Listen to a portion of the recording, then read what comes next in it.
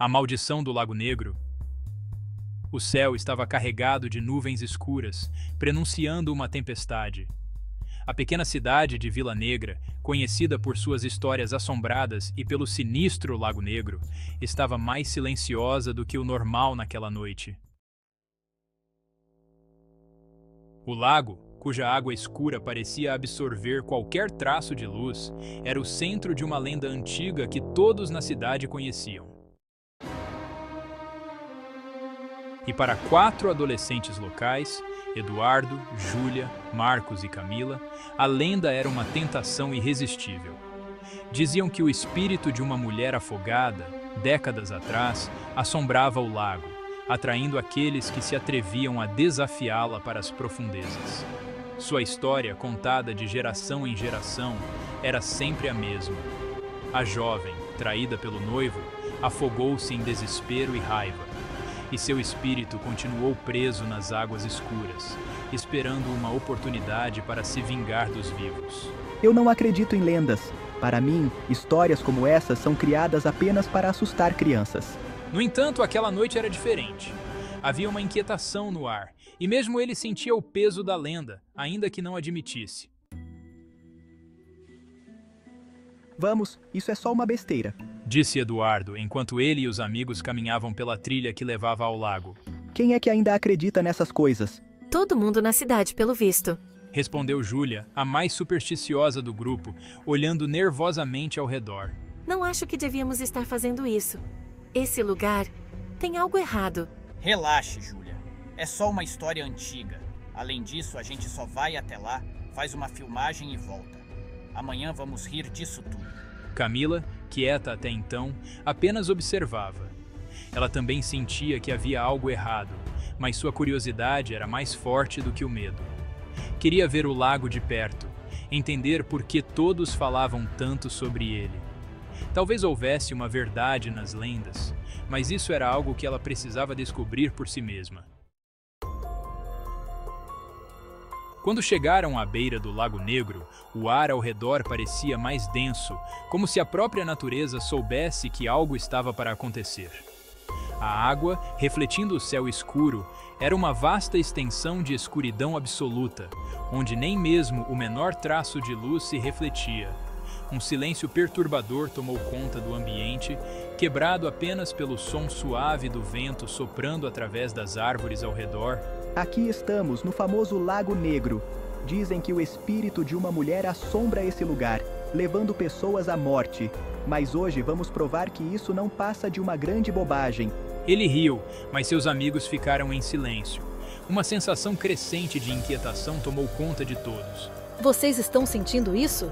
O ar está diferente. É só o vento, respondeu Eduardo, desdenhando, mas até ele parecia desconfortável. Marcos se aproximou da borda do lago e jogou uma pedra na água. O som do impacto foi estranho, como se a pedra tivesse sido engolida pela escuridão líquida sem deixar rastro. Nenhuma onda se formou. Tudo ao redor parecia estático, como se o tempo houvesse parado. Isso não é normal, murmurou Júlia, cada vez mais assustada. Foi então que Camila, fixando os olhos na superfície do lago, viu algo. No início parecia apenas um reflexo distorcido, uma ondulação leve na água. Mas à medida que ela se concentrava, percebeu a silhueta de uma mulher emergindo das profundezas. A figura estava envolta em um vestido branco sujo, seus cabelos longos flutuando ao redor de seu rosto pálido. Vocês estão vendo isso? Gritou Camila, apontando para o lago. Os outros se viraram e seus rostos empalideceram quando a viram também. A mulher emergia lenta e silenciosamente da água, sem criar ondas, seus olhos vazios fixos no grupo. O pânico tomou conta deles.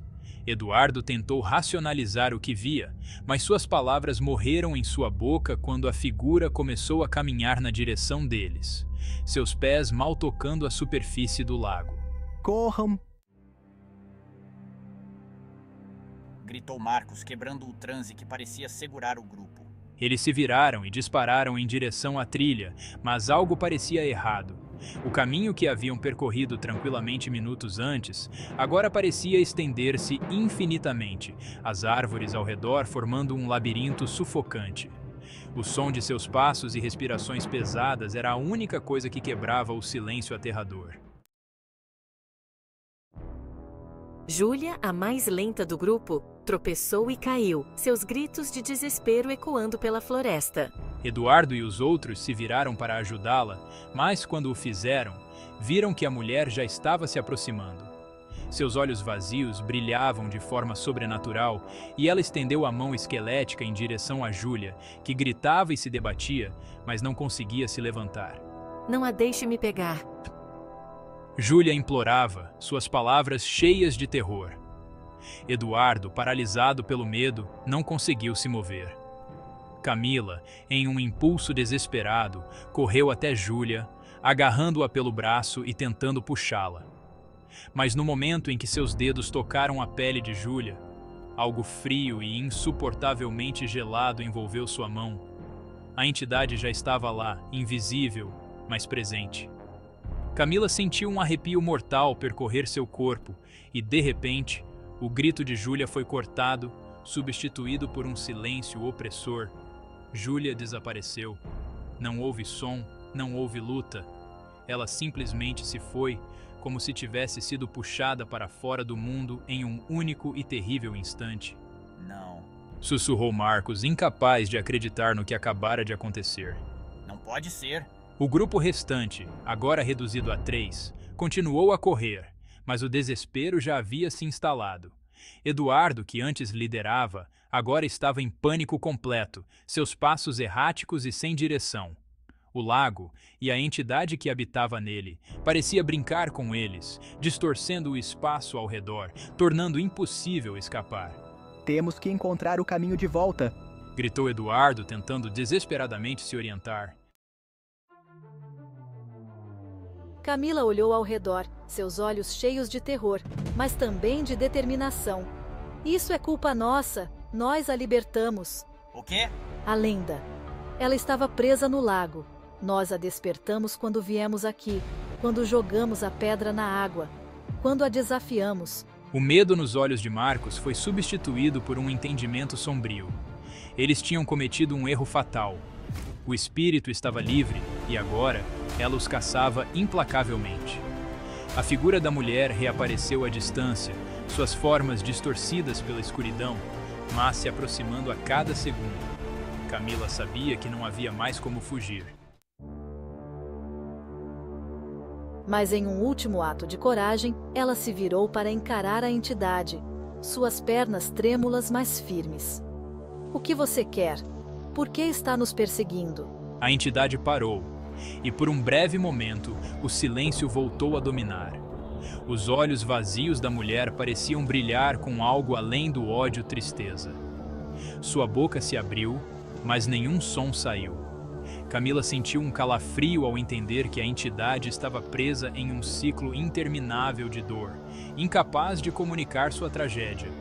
Mas então, sem aviso, a mulher avançou novamente e, em um piscar de olhos, ela estava sobre eles. Eduardo e Marcos tentaram correr, mas seus corpos foram puxados para trás, suas pernas imobilizadas como se raízes invisíveis os prendessem ao chão.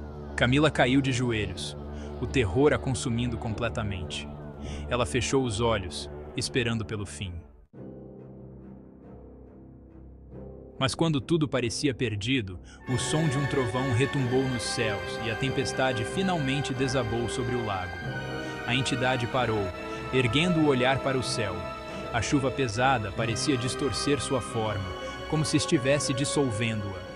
O espírito soltou um último lamento silencioso antes de desaparecer nas águas escuras do lago, engolida pela tempestade que se formava sobre Vila Negra. Camila, deitada na lama, não conseguiu se mover por longos minutos. Quando finalmente levantou a cabeça, Eduardo e Marcos não estavam mais ali. Ela estava sozinha, à beira do Lago Negro, com a lenda agora viva em suas memórias, pronta para contar sua própria história, uma advertência para aqueles que ousassem brincar com o desconhecido.